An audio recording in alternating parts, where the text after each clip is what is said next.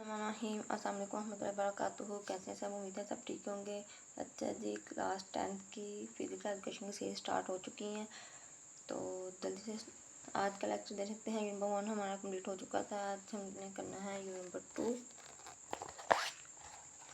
Number 2 क्या है? तफरीही और छोटे रकबे के खेल। देखते हैं। नॉर्मल ज़िंदगी गुजारने के लिए फ़रागत के वक्त को तसर्रुफ़ में लाना बहुत ज़रूरी है। अच्छा जी, अब नॉर्मल ज़िंदगी अगर हमने किसी चीज़ की टेंशन नहीं लेनी तो हमें क्या है, अपने आप को मसरूफ़ रखना चाहिए। तो इस लाइन में वही चीज़ है कि फ़रागत के वक्त को फ़रागत कहते हैं, फ़ारिग वक्त को, और तसर्रुफ़ कहते हैं किसी काम में लाना। ठीक है, अगर हम नॉर्मल ज़िंदगी गुजारना चाहते हैं तो हम फ़ारिग वक्त को किसी काम में लाएं, तो ये बहुत ज़रूरी बात है, ताकि फ़रागत के लम्हात बोरियत का शिकार ना हो। चाचा इन लम्हात में किसी सरगर्मी के जरिए राहत और सुकून पैदा करके ज़िंदगी को खुशगवार बनाया जा सकता है। बिल्कुल, अगर जो हम फ़ारिग हैं तो उसको किसी न किसी काम में हमें उस वक्त को ज़रूर आना चाहिए, ताकि हम बोर ना हो या हमारे जो स्ट्रेस है वो बहुत ज़्यादा ना बढ़े कुछ चीज़ों को लेके। या फ़ारिग वक्त से मुराद वो वक्त है जो रोज़मर्रा मसरूफियत के बाद बच जाता है। इसी फ़ारिग वक्त में तफरीह एक बेहतरीन और मस्बत सरगर्मी है। मतलब कहते हैं अच्छी सरगर्मी है। ठीक है, पॉजिटिव सरगर्मी है। अगर आप काम करते हैं तो उसके दरमियान में आपको वक्त फ्री मिलता है, तो उसमें कोई ना कोई आपको सरगर्मी करनी चाहिए, कोई ना कोई तफरीह करनी चाहिए, ताकि आप जो मसरूफियत का वक्त है वो अच्छी जगह पे लगे। लेकिन इनके अलावा भी बहुत से सरगर्मियों में शागिल हैं जो फ़ारिग वक्त का बेहतरीन मुसर्रिफ़ हैं। मुसर्रिफ़ कहते हैं बेहतरीन दरिया, कह सकते हैं आप इसको। ठीक है, बेहतरीन दरिया है। ज़्यादा छोटे रकबे के खेल न सिर्फ बेहतरीन मशागिल हैं, बल्कि इनमें शमूलियत से मुनासिब तलीम और तरबियत भी मिलती है। छोटे रकबे के खेल सैक़-ओ-सबाक़ के एतबार से तलीमी और तफरीही हैं, इसलिए तलीमी जिस्मानी के प्रोग्रामों का हिस्सा हैं। अब इसमें से आपने सिर्फ यहाँ से लेके यहाँ तक ये क्वेश्चन है कि फ़ारिग वक्त से क्या मुराद है, ये आ सकता है। आपने सिर्फ इतना याद करना है, बाकी सिर्फ समझने की चीज़ें थी। ठीक है, और कुछ याद करने की इसमें से ज़रूरत नहीं है। आगे है छोटे रकबे के खेलों से मुराद ऐसे खेल हैं जो कम जगह, कम वक्त, नहायत सादा, दिलचस्प और गैर किसी अमली तबीयत के खेले जा सकते हों। छोटे रकबे के खेल से क्या मुराद है, उसका आंसर यहाँ से यहाँ तक आएगा। ठीक है, ये भी इंपॉर्टेंट क्वेश्चन है। इसके बाद है इसमें हिस्सा लेने से दिलचस्पी में कमी नहीं होती, बल्कि मज़ीद इजाफे का बायस होती है।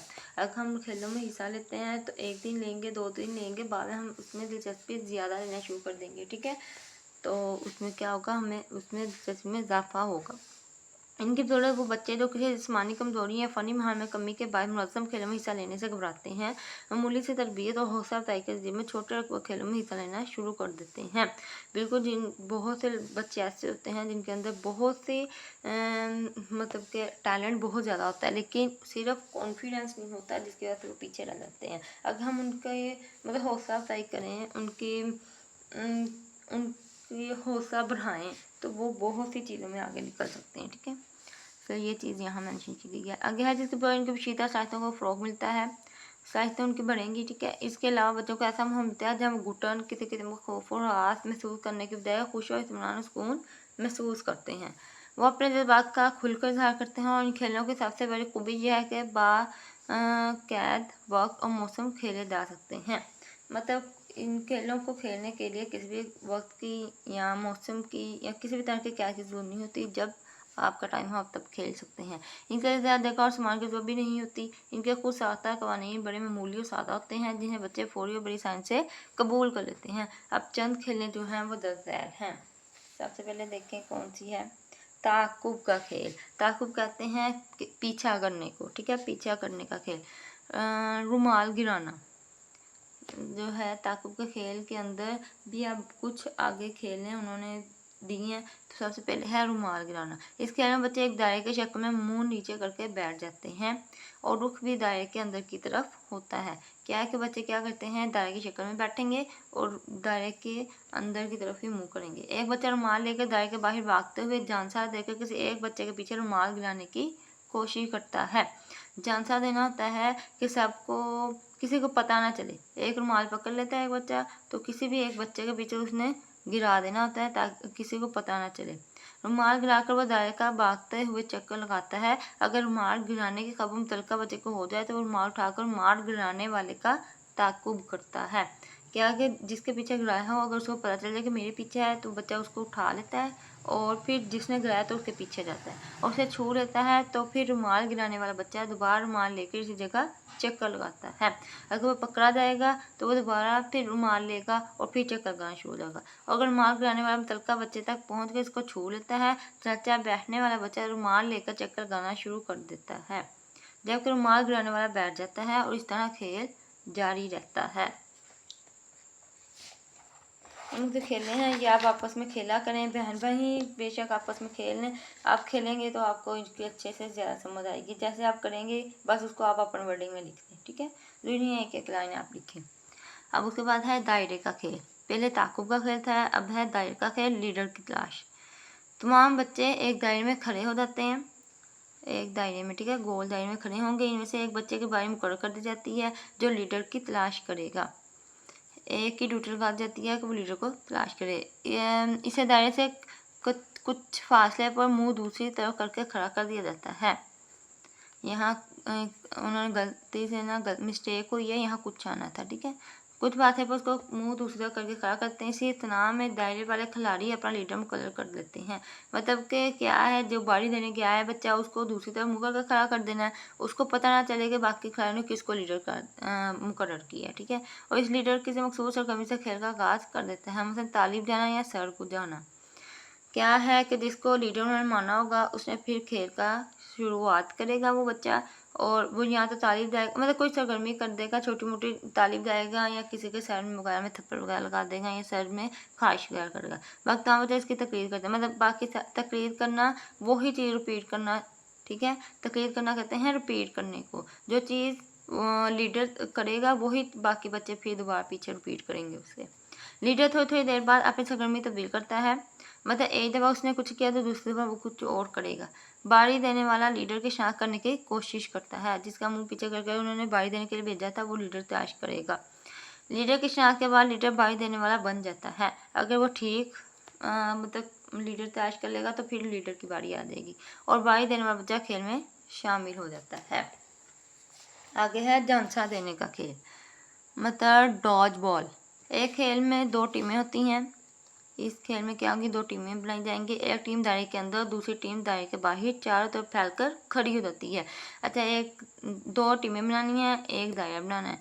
एक टीम को दायरे के अंदर होगी और दूसरी टीम जो है वो दायरे के बाहर चारों तरफ होगी। बाहर वाली टीम के पास एक बॉल होता है, एक बॉल की जरूरत होगी, ठीक है। बाहर वाली टीम के पास जो कि होगा, बाहर वाली टीम के खिलाड़ी झांसा देकर अंदर वाली टीम के खिलाड़ी को बॉल मारते हैं और अंदर वाले खिलाड़ी अपना दिफा या बचाव करते हैं। बाहर वाली टीम जो होगी उसके बाद जो बॉल होगा वो अंदर वाली टीम के खिलाड़ियों में मारेंगे, लेकिन जो अंदर वाले खिलाड़ी उन्होंने अपने आप को नहीं देना, अपने हिफाजत करनी है।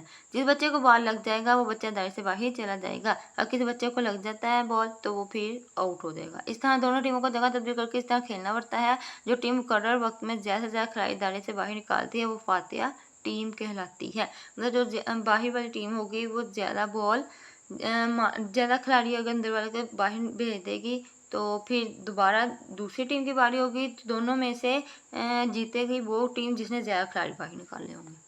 आगे है दायरे में रुमाल। इस खेल में दो टीमें हिस्सा लेती हैं। दोनों टीमें मसावी फासले पर अपनी लकीरों पर खड़ी होती हैं। मसावी कहते हैं बराबर के फासले पर, ठीक है। दो लकीरें इसमें लगाई जाएंगी और दो ही टीमें बनाई जाएंगी। दोनों लकीरों पे दोनों टीमों को खड़ा कर दिया जाता है। दरमियान में एक दायरा बनाकर रुमाल रख दिया जाता है। खिलाड़ी जिस तरतीब से खड़े होते हैं इन्हीं वही नंबर अलॉट कर दिया जाता है।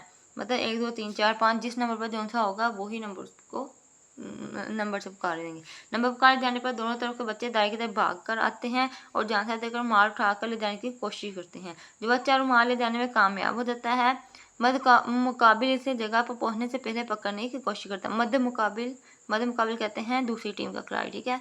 अब क्या होगा कि दो टीमें होंगी, दो लाइनें होंगी, सारे लाइन के पास खड़े होंगे और सेंटर में एक दायरा बनाएंगे जिसके अंदर रुमाल रखा होगा।